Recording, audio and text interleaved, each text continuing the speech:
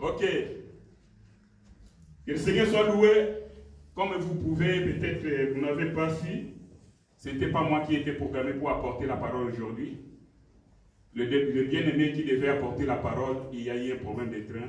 On a supprimé tous les trains qui pouvaient l'amener ici. Alors qu'il habite loin, il ne peut pas arriver. Voilà pourquoi, en tant que soldat de Christ, nous devons toujours être prêts. Amen. Alléluia. Amen. Quand un soldat est en péché ou bien il tombe, l'autre prend les relèves directement. Alléluia. Amen. Ok. Ce qui était là le mercredi, j'avais commencé un petit enseignement sur la prière. Alors le thème c'était « Vous demandez, vous ne recevez pas parce que vous demandez mal. » Amen. Amen. On va ouvrir notre Bible comme on avait lu notre texte sur les bases de la semaine passée dans les livres de Jacques. Chapitre 4. Jacques chapitre 4. Commence du 1er au 6e verset. À partir du premier verset. Oui. Je lis au nom de Jésus. Amen. D'où viennent les luttes et d'où viennent les querelles parmi vous? N'est-ce pas de vos passions qui combattent dans vos membres? Vous convoitez et vous ne possédez pas. Vous êtes meurtriers et envieux, et vous ne pouvez pas obtenir. Vous avez des querelles et des luttes, et vous ne pouvez pas, vous ne pouvez posséder parce que vous ne demandez pas. Vous demandez et vous ne recevez pas, parce que vous demandez mal, dans le but de satisfaire vos passions. Adultères que vous êtes, ne savez-vous pas que l'amour du monde est inimitié contre Dieu? Celui donc qui veut être ami du monde se rend ennemi de Dieu. Croyez-vous que l'Écriture parle en vain? C'est avec jalousie que Dieu chérit l'Esprit qu'il a fait habiter en nous. Il accorde au contraire une grâce plus excellente. C'est pourquoi l'Écriture dit: Dieu résiste aux orgueilleux, mais il fait grâce aux humbles. Amen. Amen. Alléluia. Amen. Nous allons faire un petit résumé pour ceux qui n'étaient pas là, afin qu'ils soient dans les bains. Sinon, lorsque nous allons continuer, ils ne vont pas comprendre. Avec ce thème, nous avons dit que vous demandez, c'est-à-dire nous demandons, nous ne recevons pas parce que nous demandons mal. Et notre texte de base nous dit que il y a des querelles parmi nous. Nous convoitons et nous ne recevons pas. Parce que Dieu ne peut pas concevoir, Dieu ne peut pas écouter la prière de quelqu'un qui a des rancunes dans son cœur. On a donné beaucoup d'exemples et nous avons dit aussi que l'exemple, par exemple, tu viens à l'église, tu as un problème avec ton frère, tu as un problème avec ta soeur, mais tu es là tranquille et tu lèves tes mains, tu commences à prier Dieu. Dieu n'exauce pas ta prière. Alléluia. Amen. Dieu ne peut pas exaucer ta prière. Pourquoi? Parce que même extérieurement, tu fais semblant, mais Dieu regarde le cœur. Dieu ne regarde pas ce qui frappe aux yeux. Tu peux tromper tout le monde, tu peux tromper les serviteurs de Dieu, mais ton cœur, là où habite le Saint-Esprit, tu ne peux jamais les tromper. Alléluia. Amen. Et nous avons dit, il y a même de ceux-là, il dit que moi je suis bien avec tout le monde. Je ne suis ennemi de personne. Mais avec celui-là, avec ces frères-là, ou bien avec ma soeur, ou bien avec ses membres de famille, jusqu'à la mort, lui, en tout cas, il est effacé de ma vie. Et quand tu vas faire ta prière, tu crois que Dieu va t'exaucer? Non. Nous avons donné un exemple des problèmes de rancune. Quand tu es rancœur, tu as une rancune contre ton frère, ou bien contre ta soeur, bien aimé, tu crois avoir enfermé la personne dans la prison, mais c'est toi qui t'enfermes dans la prison. Et nous avons expliqué pourquoi. Parce que, par exemple, un frère que vous avez eu, par exemple, une divergence d'idées, ou bien un problème que vous n'êtes pas bien entendu, compris, alors vous avez discuté, vous avez parlé, pour les frères ou bien pour la sœur, pour lui c'est fini, c'est passé. Mais pour toi tu dis que non, ces frères-là, non. Ce qu'il m'a fait, en tout cas non. Je ne peux pas lui pardonner. Et tu marches, tu verras que chaque fois que tu verras la sœur, ou bien tu verras les frères, ton cœur fait... C'est comme les 100 piastres à toi. Parce que tu les vois et tu vois une colère satanique qui monte dans ton cœur. C'est comme si tu as l'étranglé là où il est, mais tu es là avec la colère dans ton cœur. Donc, entre vous deux, c'est toi qui es en prison. Parce que l'autre est libre. Mais toi, tu es dans la prison de ces problèmes-là dans ton cœur. Alléluia. Amen. Et nous avons dit qu'une telle personne, quand tu vas devant Dieu, tu lèves tes mains, tu pries, Dieu ne t'écoute pas. Dieu ne t'écoute pas. Parce que Dieu regarde ton cœur. Tu viens à l'église, tu salues tout le monde. Tu arrives devant la soeur, devant les frères. Tu les dévies, tu vas saluer l'autre. Dieu voit cela. Même si tu fais semblant.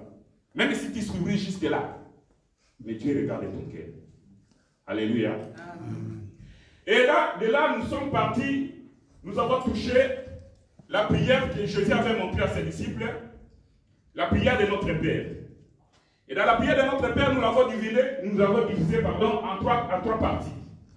Dans ces trois parties, nous avons dit la première partie, c'était l'adoration à Dieu. Est-ce qu'on peut lire ça, bien-aimé? Amen. Pour que le peuple de Dieu puisse bien comprendre ce que nous sommes dit le mercredi. Matthieu, chapitre 6. Matthieu, chapitre 6, du 9e au 13e verset. Du 9e. 9e, oui. Voici donc comment vous devez prier. Oui. Notre Père qui est aux cieux, que ton nom soit sanctifié, que ton règne vienne, que ta volonté soit faite sur la terre comme au ciel. Donne-nous aujourd'hui notre pain quotidien. Pardonne-nous nos offenses, comme nous pardonnons aussi, nous. Pardonne-nous nos offenses, comme nous pardonnons aussi. Ouais. Oui. À ceux qui nous ont offensés. À ceux qui nous ont offensés. Je ne voyais pas les mots. Ok. Ne nous induis pas en tentation, mais délivre-nous du malin. Car c'est à toi qu'appartient dans tous les siècles le règne, la puissance et la gloire. Amen. Amen. Alléluia. Amen. Dans cette prière, comme je venais de dire, nous l'avons divisée en trois parties. Et vous allez comprendre avec moi que la première partie parle de l'adoration. Notre Père qui est aux cieux. Et la Bible dit que Seigneur Jésus, quand il était sur la terre, il avait dit qu'il n'appelait personne Père. Alléluia. N'appelez personne Père parce que vous avez un seul Père qui est au ciel. Nous avons un seul Père qui est au ciel. Mais cela n'empêche qu'en tant qu'humains sur la terre, nous avons nos parents qui nous ont engendrés, qu'on peut appeler Père. Alléluia. Amen. Il faut que nous soyons d'accord là-dessus. Alors quand le Seigneur Jésus parle ici, il parle de Père, du Créateur des cieux et de la terre, de l'éternel Dieu, Maître de l'univers. Il commence par la sanctification. C'est-à-dire, quand nous voulons prier, notre prière doit commencer par l'adoration. Alléluia. Amen. Notre prière doit toujours commencer par l'adoration. Voilà pourquoi chaque fois que quand nous faisons des prières, que ce soit en ligne, que ce soit ici les cultes, notre bien-aimé frère nous a conduit dans la première partie ici, vous avez entendu, donc il commence tout d'abord à remercier Dieu, à élever le nom de Jésus. C'est comme ça que nous prions ici. Donc on commence toujours par l'adoration. En d'autres termes, nous ici, nous faisons un effort pour respecter cette parole de notre Père. Amen. Alléluia. Amen. Donc commencez par élever le nom de Dieu, à sanctifier Dieu. Ça c'est la première partie. Dieu veut que nous puissions l'honorer. Dieu veut que nous puissions le glorifier pour tout ce qu'il fait dans notre vie. Alléluia. Amen. Et nous avons dit que pour que Dieu exauce la prière d'un homme, il faut que cette prière soit faite selon la volonté de Dieu. Alléluia. Amen. Et nous avons donné des exemples comment Dieu veut que nous puissions faire sa volonté. Nous avons donné des exemples là-dessus. Et parmi la volonté de Dieu, nous avons dit que quand tu as même un projet, tu veux faire quelque chose, en tant qu'humain, tu conçois un projet, mais amène ce projet devant Dieu. Tu présentes ton projet devant Dieu. Dieu, est-ce que tu es d'accord? Voici mon projet. Je viens te le remettre entre tes mains. Que Dieu soit donc celui qui étudie le projet et qui te donne le feu vert pour faire le projet, pour réaliser le projet. Et souvent, nous avons parlé aussi de la bénédiction. Souvent, quand nous sommes ici en Europe, par exemple, tu as du travail, tu as la voiture, peut-être que tu as la maison, peut-être. Même si ta vie est en désordre, mais tu as reçu ces choses-là. Même si tu vis dans les péchés, mais tu as la voiture, tu as la maison, tu as tout ce que tu as besoin. Mais nous avons mentionné pour dire qu'il faut savoir faire la différence entre la bénédiction de Dieu et la grâce que Dieu a donnée à tout le monde. Nous avons donné l'exemple. La Bible dit que Dieu fait luire son soleil sur les méchants et sur les bons. Alléluia. Amen. Dieu envoie la pluie dans les champs des méchants et dans les champs des bons. Maintenant, si tu crois que malgré je suis comme ça, malgré je marche comme je marche, Dieu m'a béni, ça c'est pas une bénédiction qui vient de Dieu. Alléluia. Parce que c'est une bénédiction qui n'est pas venue selon la volonté de Dieu. Alléluia. Amen. Alors, la Bible dit que c'est la bénédiction de l'Éternel qui enrichit et ne se fait suivre d'aucun chagrin. Et là, nous avons parlé même du mariage. Que quand tu veux entrer dans le mariage, il faut toujours prendre le temps pour aller devant Dieu. Présenter ton problème. Ce que tu veux faire. Seigneur, mais voici, je vais m'engager. Je veux que tu m'envoies là où moi je t'ai sorti. Si c'est une femme, à côté, là où moi je t'ai sorti. Et si tu es un homme, tu dis Seigneur, envoie-moi la côte qui était sortie de moi.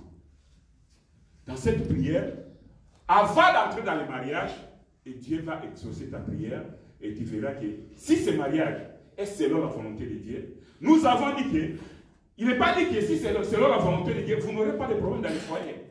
Non. En tant qu'humain, nous aurons toujours des problèmes. Parce que chacun vient avec son éducation, avec son caractère, avec sa mentalité, avec ses instructions. Et toi, si tu viens de ta famille, avec l'éducation, tout ce que tu as reçu de ta famille, mais les deux, maintenant, vous allez vous mettre ensemble. Il faut chercher l'équilibre. Alléluia.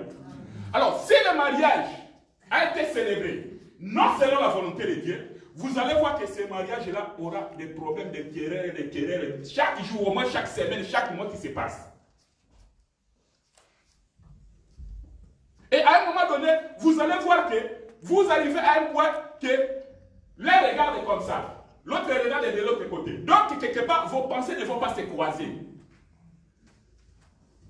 Et nous avons dit que c'est comme des rails, des trains. Même là où les trains se croisent, vous allez voir que ça s'arrête quelque part, et puis l'autre continue et l'autre continue là-bas. Vous avez déjà dit ça? Et c'est comme ça. Vous n'allez pas vous croiser quelque part. C'est comme les deux rails des trains. Mais, si le mariage a été fait selon la volonté de Dieu, vous allez voir qu'il y aura la compréhension entre les deux. Quand l'autre monte, l'autre descend. Et quand l'autre va monter, l'autre aussi descend. Et après, l'autre va voir, ah non, en tout cas, ma sœur avait raison pour ce que nous avons dit là, pour ce que nous avons discuté. En tout cas, je dois m'approcher pour demander pardon. Alléluia. Et de l'autre côté, c'est aussi la même chose. Le jour où l'autre se révèle de mauvaise humeur, se met en colère pour un petit problème de rien du tout, et l'autre se tait. Et vous allez voir qu'à un moment donné, le Saint-Esprit qui est à nous va te dire, frère, il faut demander pardon à la sœur, parce que ce que tu as fait là, ce n'est pas juste. Tu n'as pas raison. Et dans peu de temps, vous allez voir que le problème va se régler. Il faut continuer la marche. Alléluia. Ça, c'est ce qui a été fait selon la volonté de Dieu. Et nous avons lu dans la Bible, je crois que c'est dans le psaume 143. Frère Bouika, psaume 143. Psaume 143. Verset 10. Qu'est-ce qu'on nous dit là-bas? Verset 10. Oui. Enseigne-moi à faire ta volonté, car tu es mon Dieu. Amen. Que ton esprit me conduise sur la voie droite. À cause de ton nom, éternel, rends-moi la vie. Dans ta justice, retire mon âme de la détresse. Amen. Dans ta bonté, anéantis mes ennemis et fais périr tous les oppresseurs de mon âme, car je suis ton serviteur. Amen. Alléluia. Car je suis ton serviteur. Ce verset termine par car je suis ton serviteur. Et qui est serviteur de Dieu? Nous l'avons toujours dit ici. Ne croyez pas que vous n'êtes pas des servantes ni des serviteurs de Dieu. Nous tous, nous sommes des serviteurs de Dieu. Mais chacun sert Dieu là où Dieu l'a placé. Alléluia. Amen. Pourquoi la prière ici, le psalmiste est en train de dire, car je suis ton serviteur. Parce qu'au début de ce verset, le serviteur de Dieu est en train de prier. Il dit, enseigne-moi à faire ta volonté. Alléluia. Ça doit aussi être notre prière bien-aimée. Nous avons dit le mercredi que nous sommes toujours dans la marche de l'Église. Le docteur est en train de nous enseigner sur la marche de l'Église universelle, corps de Christ. Mais nous nous sommes dit que dans cette même autoroute, nous sortons un peu pour descendre dans l'Église locale.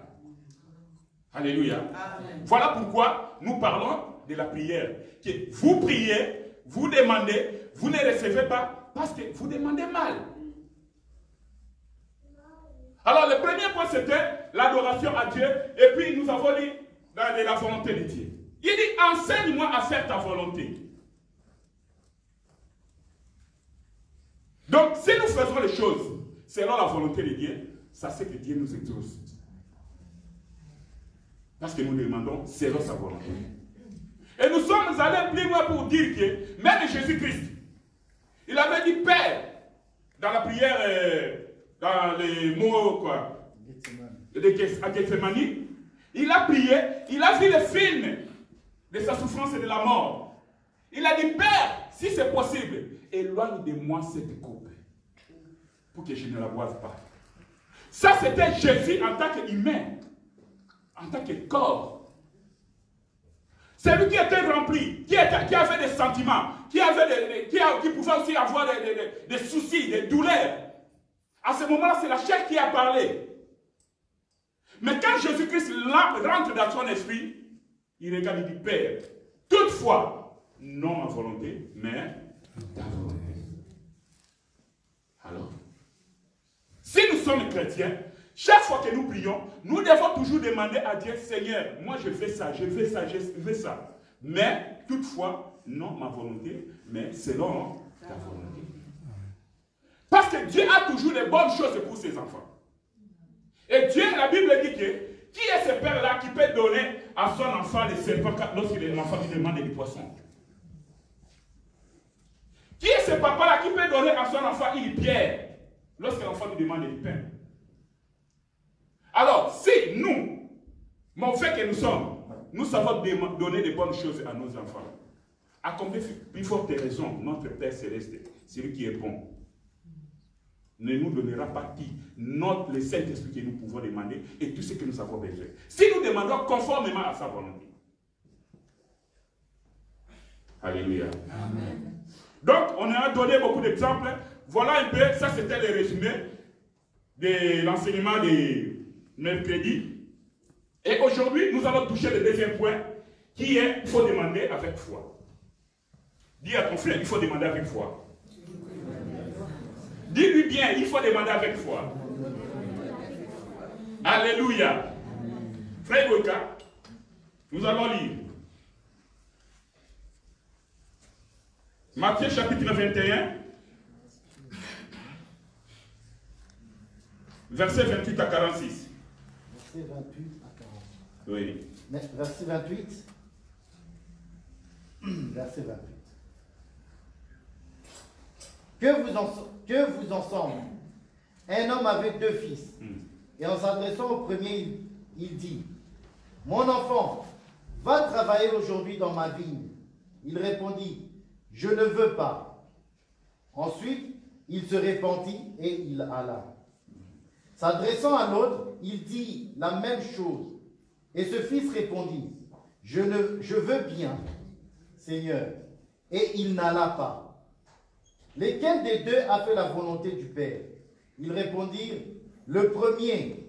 Et Jésus leur dit, je vous le dis en vérité, le publicain et les prostituées vous dévanceront dans le royaume de Dieu. Car Jean est venu à vous dans la voie de la justice, et vous n'avez pas cru en lui. Mais les publicains et les prostituées ont cru en lui. Et vous qui avez vu cela, vous ne vous êtes pas ensuite repentis pour croire en lui. Je continue? C'est juste que Tu es arrivé à 46? Non, non, ça c'était la parabole des deux fils. Et je rentre au deuxième parabole. Non, c'est bon. Alléluia. Amen. Ici, la Bible elle nous parle de la parabole des deux fils. Et la Bible dit, un homme avait deux fils. Il dit au premier, va travailler dans mon champ. Il dit, oui, je vais bien faire. Mais il n'est pas parti. Il dit à l'autre, va travailler dans mon champ. L'autre dit, non, moi je ne vais pas. Il a avancé une raison, je ne sais pas, je suis fatigué. Ou non, pourquoi seulement moi? Vous savez les réponses que les enfants nous donnent. Quand tu as 2 ou 3 enfants à la maison, et que tu envoies, mais pourquoi tu n'envoies pas l'autre? Pourquoi seulement moi? Non, non, non, non. Non, papa, maman, je ne vais pas. Alléluia. Amen. Alors l'autre qui a dit, non, je ne peux pas, je ne vais pas. Après, il s'est repenti. Il est parti travailler au champ. Alors Jésus-Christ pose la question, entre les deux, qui a obéi à son père? On dit non, c'est celui qui a dit que je ne vais pas, mais après, il s'est repenti, il est parti. Ok, gloire à Dieu. Et la Bible dit, comme c'était une parabole, donc c'est un énigme qui nécessite une interprétation. Nous allons l'interpréter. Mais ce que nous voulons tirer ici, c'est parce que quand il continue, il va voir que la parabole qui suit, c'est la parabole d'édifier toujours. Et là, la Bible dit que si vous aviez de la foi, vous pouviez demander à cette montagne de se déplacer, de se jeter dans la mer, et il avait obéi. Donc, Jésus-Christ regarde la foi. Quelque part, il dit que si vous aviez de la foi comme les grains de moutarde, les grains de moutarde aujourd'hui, on peut les comparer par exemple avec de la levure. Vous voyez les grains de levure? Et c'est tout petit. Mais on dit que quand on met la levure, de la levure dans la pâte, on met une petite quantité. Mais ça peut monter tout un bassin. Il faut même se renverser par terre. Alléluia. Alors le Seigneur Jésus-Christ est en train de chercher de la foi. Tant minime, petite que soit, comme un grain de sucre. C'est ce que le Seigneur cherche dans la vie de tout et chacun de nous. De la vie de chaque enfant de Dieu. Pourquoi? Parce que Dieu nous a ouvert la porte de la foi. Alléluia. Frère Boka, Actes des Apôtres.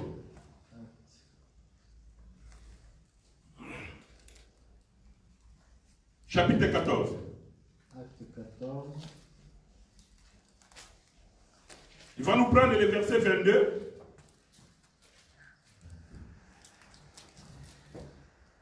Fortifiant l'esprit des disciples, les exhortant à persévérer dans la foi, en disant que c'est par beaucoup de tribulations qu'il nous faut entrer dans le royaume de Dieu. Verset 27. Verset 27. Oui. Après leur arrivée, ils convoquèrent l'église et ils racontèrent tout ce que Dieu avait fait avec eux et comment il avait ouvert aux nations la porte de la foi. Et ils demeurèrent assez longtemps avec les disciples. Alléluia. Amen. Vous avez entendu que le problème de la foi, ce n'était pas notre problème. Le problème de la foi, c'était au départ le problème de la foi du peuple d'Israël.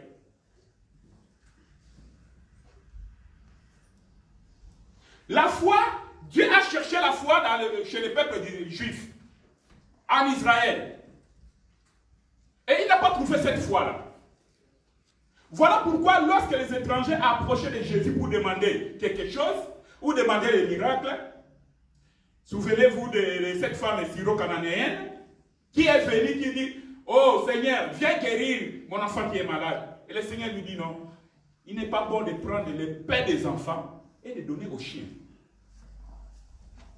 Alléluia. Amen. Vous savez, quand moi j'avais lu ce verset pour la première fois, j'ai dit, mais quelque part là, qu'est-ce que le Seigneur voulait faire dire ici? Mais ça, c'est une insulte. Le Seigneur appelle cette femme-là une chienne. Alléluia. Quand il regarde cela avec les yeux de la chair, avec les yeux humains, tu verras que ce n'est pas une bonne réponse. Mais le Seigneur savait ce qui était dans le cœur de la femme. Quand la l'homme lui a dit, Seigneur, oui, je sais, les pains sont pour les enfants. Mais les chiens, les petits chiens là, ils mangent même les miettes qui tombent sur la table. Jésus dit, voilà, c'est ce que je cherchais. Le Seigneur a trouvé la foi. Il dit, ma femme, la femme, va, qu'il te soit fait. C'est de ta volonté. Ta demande est exaucée. Amen. Parce qu'il avait trouvé la foi. Je vous dis, parcourez la Bible. Vous allez voir que quand le Seigneur Jésus-Christ était sur la terre, les miracles, la majorité des miracles qu'il a faits, c'était qu'il te soit fait selon la foi. Donc, quand nous demandons quelque chose, il faut le faire avec foi.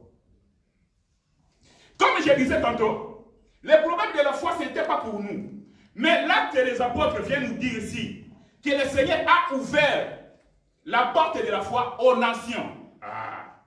Aux nations ici, nous comprenons que toi et moi, nous sommes des nations. Donc toi et moi, nous étions des prostituées, nous étions des chiens.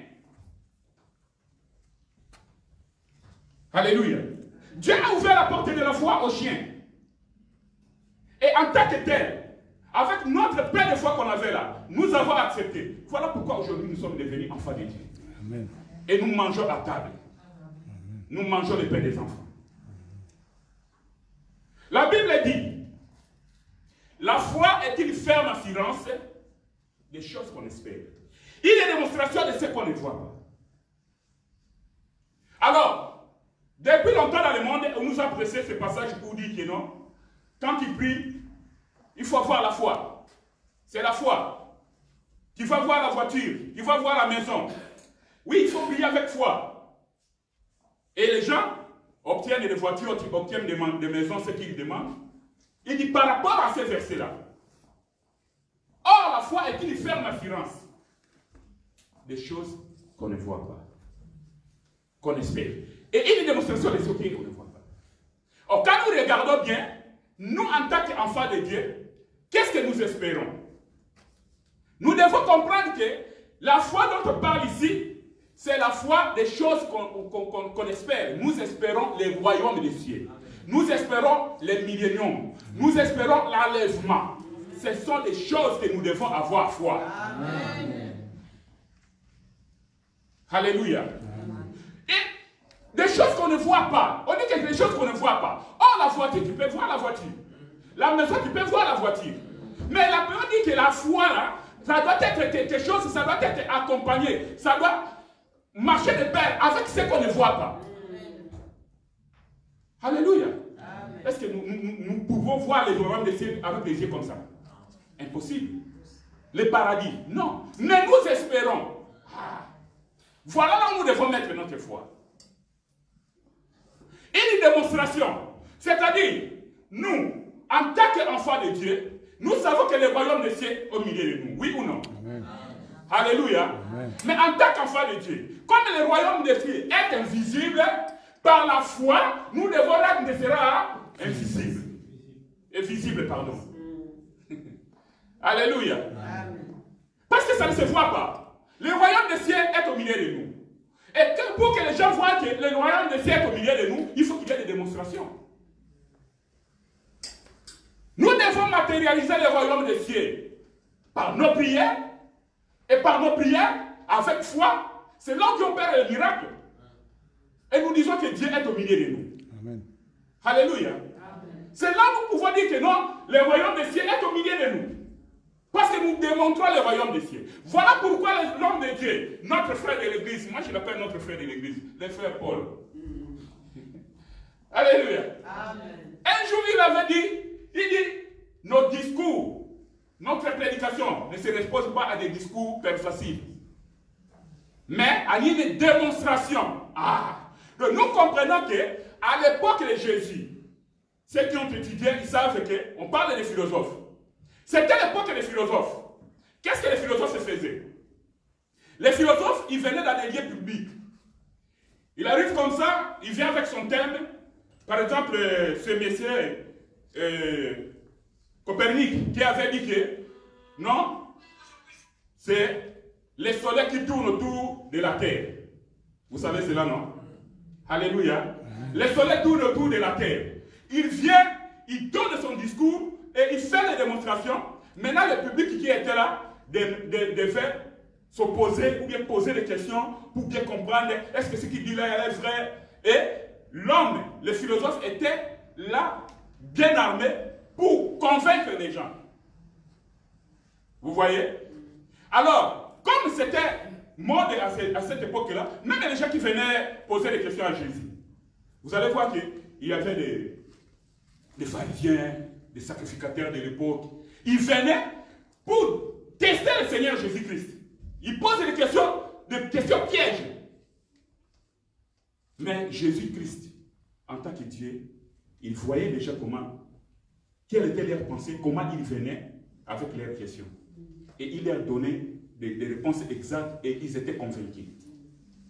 Il y a de ceux-là qui rentraient pour ne plus revenir. Alors, c'est ce qui faisaient les philosophes de l'époque. Voilà pourquoi, lorsque Paul savait qu'il servait le Seigneur Jésus-Christ et que le royaume de Dieu était au milieu d'eux, il dit non, mon discours, mon enseignement ne se repose pas sur les discours persuasifs pour vous convaincre.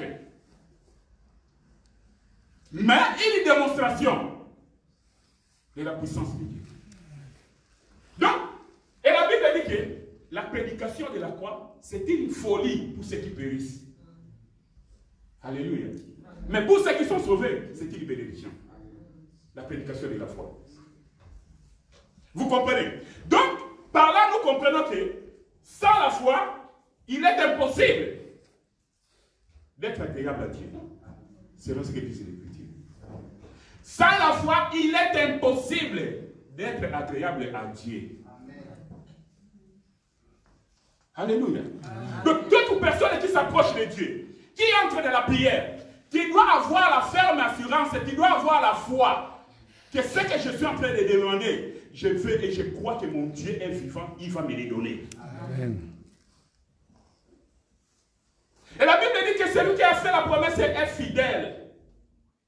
La Bible me dit qu'il n'est pas un homme pour mentir, ni le fils de l'homme pour se repentir. Ce qu'il a dit, ce qu'il a promis, il accomplira certainement dans ta vie. Mais il faut avoir la foi. Alléluia. Souvent nous disons que nous sommes les enfants de Dieu. Souvent nous disons que nous avons la foi. Mais lorsque les épreuves se présentent, à ce moment-là, il y a même des enfants de Dieu qui oublient qu'il est un enfant de Dieu. Alléluia. Il oublie qu'il est un enfant de Dieu. Qu'il a un père qui est avec lui. Qu'il y a quelqu'un qui veille à côté de lui. Le vendredi, le bien-aimé Toto nous a donné un petit témoignage ici pour ce qui s'était passé dans son boulot lors de la fin de notre prière de 70 jours. Lorsqu'on devait loger les gens, il est allé dans son travail, il a parlé avec son directeur, on lui a donné le feu vert. Mais les collègues de travail, ils n'ont pas apprécié cela. Ils ont accusé notre bien-aimé au-dessus du chef qui lui avait donné l'autorisation. Et tout le monde a commencé à murmurer.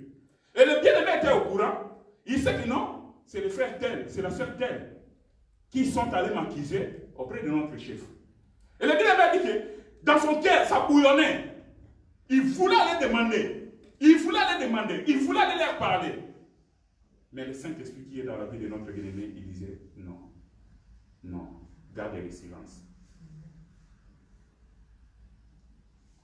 C'est parce que le bien-aimé a le Saint-Esprit en lui, malgré le corps, la chair veut agir. Mais l'esprit dit que non, il ne faut pas faire ça. Il ne peut pas agir, il ne faut pas répondre. Vous savez, il y a même de ces choses-là, des témoignages qu'on dit sur toi, qui ne sont pas faits. Mais tu fais te fâcher, tu veux aller demander les gens, ou bien pour aller te battre même. Mais pourquoi? Tu peux être comme ça pour un petit rien, mais quelqu'un se met debout, il commence à t'insulter. Alors, si tu n'as pas l'Esprit de Dieu, tu vas voir que tu vas réagir directement. Mais celui qui a l'Esprit de Dieu, qui a la foi en lui, Il dit, Seigneur, ces problèmes, je mets ça entre tes mains. Toi qui es le juste juge, fais-moi justice. Je te dis, tu verras la justice de Dieu dans la vie de ces bien-aimés. Tu n'as pas besoin d'aller te battre, bien-aimé. Tu n'as pas besoin. La Bible dit que sans la foi, il est impossible de lui être agréable. Impossible. Bon, dites-moi maintenant, quand tu vas prier, tu pries seulement. Donc, c'est une prière charnelle. C'est une prière qui parle pour parler, ou bien, bon, comme il y a des gens qui prient, moi aussi je ne peux pas me taire, je dois prier. Mais tu n'as pas la foi dans ton cœur. Bien aimé, tu vas prier pendant longtemps, tu n'auras pas de réponse. Et c'est là, comme les enfants d'Israël, puisque souvent, même moi au début, quand je lisais les exploits de Dieu au milieu du peuple d'Israël, je condamnais le peuple d'Israël, vous savez. Mais ce peuple ici, même si on était incrédule, ce que Dieu a fait, ce qu'ils ont vu, mais ils ont encore murmuré contre Dieu. Non, ce n'est pas possible. C'est le peuple d'Israël. Mais moi, si j'étais à son époque, non, je n'aurais pas fait ça. Ça, c'était le jugement de la chair. Et à ce moment-là, je n'avais pas la connaissance de la parole comme aujourd'hui. Amen. Alors, alléluia. Amen. Et vouloir ou pas, nous sommes Israël spirituel. Amen. Et en tant que tel, comme le peuple d'Israël murmurait contre Dieu, nous aussi, des fois, nous murmurons contre Dieu. Alléluia. Amen. Non, même si tu ne dis pas Amen, il n'y a pas de problème. Amen. Mais je sais que tu quelqu'un de ta vie, quelque part, tu as dit, Seigneur, pourquoi seulement moi? Surtout quand nous perdons des êtres sœurs. Une sœur, un frère, un père, une maman, ta mère. Seigneur, pourquoi seulement moi? Pourquoi tu as fait ça? Toi, tu as le droit de poser la question, Seigneur, pourquoi tu as fait ça? Est-ce qu'en réalité, quand tu rentres en toi-même, est-ce que tu peux même ouvrir ta bouche pour poser la question à Dieu? Que pourquoi tu as fait cela? Pourquoi tu as permis cela? Vous voyez? C'est la chair qui parle à ce moment-là. Et à ce moment-là, tu murmures déjà contre Dieu bien-aimé. Tout en oubliant que Dieu regarde le cœur. Dieu regarde le cœur. Donc tu as oublié ta foi. Il y a des fois des choses qui nous arrivent. Tu regardes comme ça, tu commences à faire les choses comme tout le monde. Tout en oubliant que Dieu, le Dieu que je sers, le Dieu en qui j'ai cru, il peut faire des choses que le monde ne peut pas faire. Et souvent nous nous lançons comme ça.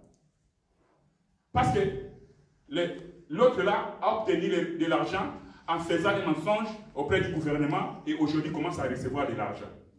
Moi aussi, je vais passer par là parce que j'ai besoin de l'argent. Tu vas avec des mensonges auprès du gouvernement pour recevoir de l'argent. Oui, tu vas recevoir. Mais vis-à-vis de ton Dieu,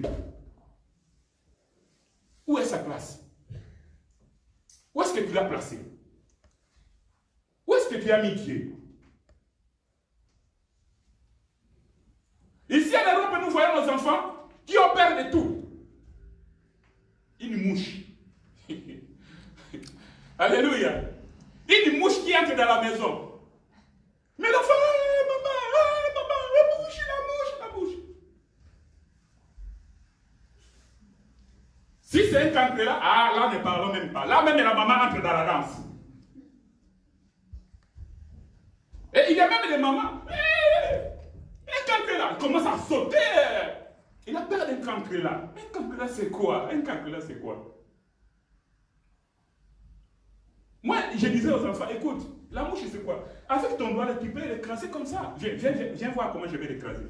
Et je prends un papier mouchoir, seulement comme ça. Fini. Tu vois? Prochainement, si tu vois une mouche, fais pareil. Pourquoi tu es agité? Pourquoi tu cries? Oh non! Même les mamans, un cancre là. Parce qu'un cancre là est entré dans la maison, il est arrivé. Un cancre là! Tu commences à prier même, à chercher même les démons sur les cancres là. Alors que c'est un cancre là. Ça n'a rien à voir avec les démons.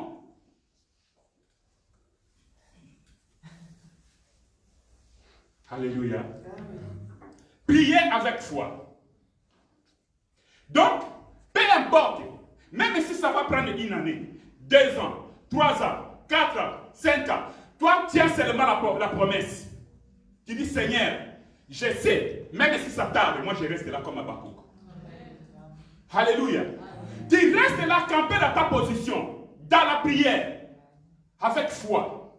Je te dis, le Dieu du haut des cieux qui écoute les prières des saints t'exaucera et te répondra. Alléluia. De la prière avec foi. Nous avons dit que pendant la prière de 70 jours, parmi nous, il y a des gens qui ont vu la main de Dieu. Il y a ceux-là qui vont expérimenter la main de Dieu dans la marche avec le Seigneur. Ne croyez pas que la prière que nous avons faite là de 70 jours, c'est passé en vain, parce que tu n'as pas vu la main de Dieu. Non, bien-aimé. Continue à prier. 1, selon la volonté de Dieu. 2, selon la foi. Tu verras s'accomplir. Alléluia. Amen. Moi, je n'aime pas revenir là où le Seigneur avait fait le miracle, la multiplication des 2 poissons avec 5 points. Parce que tout le monde prêche toujours, les paniers circulent. Hein? Alléluia. Mais si les paniers circulent, parce que tu as vu ça dans la Bible, mais pourquoi? Si notre bien-aimé est béni, il a reçu ce qu'il a demandé, c'est son tour. Et moi aussi, en tant qu'enfant de Dieu, je crois en Dieu, j'ai la foi, je sais que mon tour viendra. Alléluia. Amen. Le panier circule. Hein? Il faut savoir prier avec foi. N'abandonne pas. Parce que Dieu cherche la foi. Quand nous prions. Alléluia. Alors, pour notre texte d'aujourd'hui, là où nous avons dit les 2 fils, vous allez comprendre que, comme j'ai dit auparavant, c'était une parabole qui nécessite une interprétation. Ces 2 fils ici, nous devons comprendre que la parabole parle de 2 fils. En lisant la lecture, tu vois que c'est 2 fils physiques. Mais en réalité, les 2 fils là sont les 2 peuples. Il y a un peuple. Dès le matin, le père lui a demandé d'aller travailler au champ. Avant de continuer, vous allez comprendre que le premier fils ici, c'est Israël. Et le deuxième fils, c'est les nations ou bien l'Église. Or, comme la Bible dit que les premiers seront les derniers et les derniers seront les premiers, la chose ici, nous allons comprendre, avec l'interprétation que nous voulons donner ici, que le premier fils, maintenant, c'est devenu nous. Israël était le premier fils, nous étions les derniers, ou les deuxième fils. Mais Israël, avec la marche avec Dieu, Israël a perdu la première place. Israël a perdu les droits de naissance. Nous qui étions les derniers, ou bien les deuxièmes, nous sommes devenus les premiers. Pourquoi? Parce que le premier qu'on avait demandé d'aller travailler au champ, il avait refusé. Il dit non, moi je ne vais pas. Mais l'autre dit, oui, je vais aller. Mais il n'est pas parti. Mais l'autre qui avait dit que non, je ne vais pas, il s'est repenti, après il est parti, il est allé travailler au champ. Et la Bible dit que de 2 fils qui a obéi à l'autre, au père. On dit que non, c'est qui a obéi qui est allé travailler au champ. Or, le premier fils ici, comme je viens de le dire, c'est nous. Pourquoi nous? Parce que Dieu, avant de nous envoyer travailler dans son champ, nous, on était dans nos coutumes, dans nos cultures, dans nos traditions. Nous faisions tout ce que nous voulions. Nous, on ne connaissait pas le Dieu, ce Dieu-là. C'était le Dieu d'Israël. Et comme attestent les Écritures, le salut vient des Juifs. Mais le fils qui avait dit que oui, je vais aller, mais il n'est pas parti, ça c'est Israël. Israël qui a écouté la parole de Dieu, qui a écouté les préceptes du Père, mais qui n'a pas obéi aux préceptes du Père. Mais nous, les nations, nous avons écouté. Au début, nous avons refusé parce que nous étions accrochés à nos coutumes, à nos traditions. Mais après, nous avons dit oui, nous voulons aller travailler. Et nous sommes venus. Aujourd'hui, nous sommes dans le champ de Dieu, nous sommes en train de travailler. Amen. Alléluia. Amen. Et vous allez comprendre que quand la Bible parle, aujourd'hui, je vous demande d'aller travailler dans mon champ. Nous devons comprendre que Dieu a 3 temps. Alléluia. Amen. Il y a hier, il y a aujourd'hui et il y a demain. Donc, ou bien hier, aujourd'hui et éternellement. Et quand nous parlons ici, le Père qui a parlé, c'était hier. Au temps de la loi. Aujourd'hui que nous parlons aujourd'hui de Dieu, c'est le temps de la grâce. C'est-à-dire depuis la croix, jusqu'à aujourd'hui, nous marchons jusqu'à l'enlèvement. Et après l'enlèvement, ça sera maintenant éternellement. Voilà pourquoi la Bible dit que aujourd'hui, si vous entendez sa voix, n'endurcissez pas vos cœurs. L'aujourd'hui de Dieu, c'est tout un temps. C'est toute une période. Que nous sommes là, nous avons dit oui, Seigneur, nous voici, nous voulons aller travailler dans les champs. Alors, hier, c'était le temps de la loi. Alors, vous allez comprendre que hier, c'est aussi Alpha. Aujourd'hui, c'est Emmanuel. Et demain, c'est Oméga. Il est Alpha et Oméga. Mais au milieu, il est Emmanuel. Alléluia. Amen. Voilà pourquoi nous avons le Seigneur avec nous. Il est au milieu de nous. Il marche avec nous. Aujourd'hui, de Dieu. Et la Bible dit que, dans le passage que nous avons lu là, vous allez comprendre que Jésus-Christ répond à ces gens-là qui étaient venus, à qui il a donné cette parabole-là. Il dit, c'est comme ça que les païens et les prostituées vous dévanceront dans les royaumes des cieux. Ah! Alors nous comprenons que les gens qui avaient reçu les préceptes du Père, ils n'ont pas obéi. Mais maintenant, Jésus-Christ leur dit ouvertement que non, ce sont les prostituées et les publicains qui vont vous dévancer dans le royaume des cieux. Parce que les publicains étaient les gens de mauvaise vie. C'était les gens qui vivaient dans les péchés, mais au temps de la loi. Est-ce que vous comprenez cela? Or, les prostituées, c'était nous. Nous étions des prostituées parce qu'on avait d'autres maris qui nous dirigeaient. D'autres maris qui avaient un mot sur nous, sur notre vie.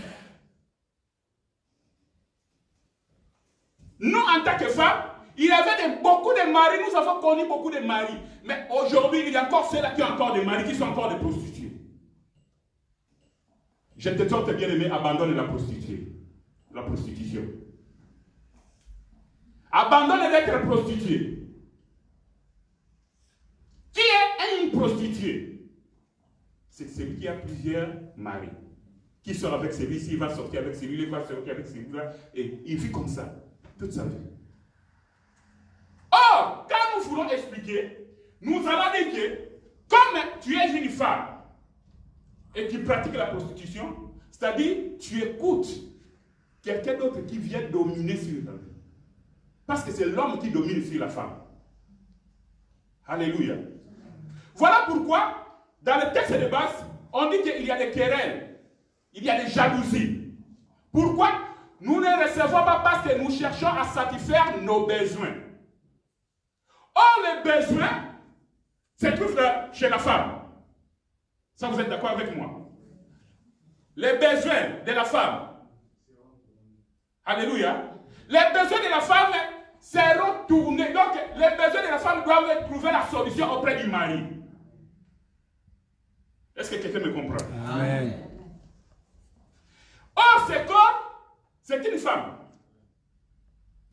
Ce corps a besoin de beaucoup de choses que nous, en tant qu'hommes, nous, en tant qu'esprit, parce que le véritable toi, c'est l'esprit qui est en toi. Amen. Alléluia. Amen. Tu dois dominer sur la femme qui est le corps. Parce que la femme là, tu peux lui donner tout ce que tu veux, tout ce qu'elle demande. Tu peux lui donner. Mais en aucun jour, elle te sera reconnaissante pour te dire merci. Donne-nous les habits, les vêtements chers, des 8 foutons, je ne sais pas les griffes là, comment on appelle ça. Des griffes de Gabbana, tout. Les maquillages à fond. Comme tu veux. Vous appelez ça comment? Hein? Make-up, voilà. Fais le make-up comme tu veux. Tu vas paraître comme ça, tout le monde dit waouh. Et tu fais des photos, des snaps, des quoi là. Tu fais des films. Quand tu postes comme ça, tout le monde te voit, dit waouh. Tu satisfais la femme là. Mais en aucun jour. Elle est ingrate. Cette femme, elle est vraiment ingrate. Même si les gens aiment tes photos, font des histoires, envoient des cœurs, parce que tu as mis make-up et consort, tout, tu étais bien habillé, tu es habillé avec des chaussures de 400 € et consort. Mais la femme, elle est là. Elle est contente. Elle ne te dit même pas merci, mais elle t'entend. Parce que c'est qu'elle va t'amener en enfer. Alléluia. Amen. Le désir de la femme se portera vers son mari. Or, nous, en tant que les enfants de Dieu, notre désir, nos désirs doivent être portés vers notre mari qui est le Seigneur Jésus-Christ. Quand il y a des désirs et tu veux satisfaire le corps, tu ne veux pas amener tes désirs vers ton mari, alors tu as un problème. Il y a des gens qui soignent leur corps, leur maison, plus que leur vie spirituelle. Et que tu t'attends à Dieu. Et tu t'attends à Dieu. Donc, il est difficile d'être agréable à Dieu sans la foi. Alors, nous allons comprendre aussi que quand la Bible parle de prostituées, vous dévanceront. Et aujourd'hui, je peux parler, je peux m'exprimer ici sans aucune crainte que nous avons démocratie de juifs dans le royaume des cieux. Amen. Alléluia. Amen. Parce que Dieu a déclaré la sécheresse en Israël. Dieu a caché l'explication des paraboles à la foule, au peuple qui était dehors. Mais dans la maison, les apôtres ont reçu l'explication des paraboles. Alléluia. Amen. Donc, nous qui étions les prostituées, nous avons devancé le peuple d'Israël dans le royaume des cieux. Aujourd'hui, nous sommes dans le royaume des cieux. Et Israël, jusqu'à aujourd'hui, ils n'ont même pas de temple. Pourquoi? Parce qu'ils ont désobéi à la parole de Dieu, au précepte du Père. Ils ont désobéi, bien aimé. Voilà pourquoi toi et moi, qui étions les prostituées, nous avons tourné pour regarder le Père, nous avons accepté les préceptes, nous avons accepté d'aller travailler au champ, et aujourd'hui, en tant que prostituées, nous avons dévancé les peuples juifs. Voilà pourquoi, jusqu'à aujourd'hui, les Juifs n'ont même pas de temple. Les Juifs ont des synagogues. À cause de leur désobéissance. Regardez, je vais vous dire, je vais ouvrir une parenthèse pour vous dire ce qui se passe maintenant. Parce que tous les médias en parlent. Vous voyez, vous avez vu l'attaque des Palestiniens sur Israël. Mais l'origine de tout ça, c'est quoi? Je vais vous rappeler, en passant, quand Dieu avait fait sortir les peuples juifs, les peuples d'Israël, de l'Égypte, il leur a dit, vous allez entrer dans le pays de Canaan. Détruisez tout. Tout ce que vous avez trouvé là-bas, il faut détruire. Ne laissez rien. Les hauts lieux, il faut les détruire. J'ai dit, je vais résumer. Le peuple juif, quand ils sont arrivés, ils n'ont pas dit tout détruit. Et depuis... Nazako matangai, nazako matangai, nga nazako matangai.